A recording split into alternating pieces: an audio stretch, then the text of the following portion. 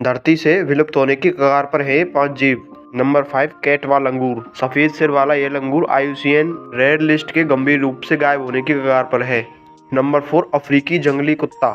मानव आबादी के विस्तार के कारण अफ्रीकी जंगली कुत्ते भी लुप्त होने की कगार पर हैं।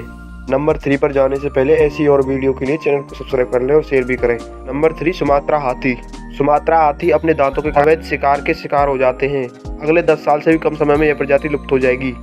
Number 2 orangutan. मानव गतिविधि और ताड़ के तेल के बागानों की खोज से इन महान बानरों के घर धीरे धीरे गायब हो रहे हैं। नंबर 1 सम्राट पेंगुइन।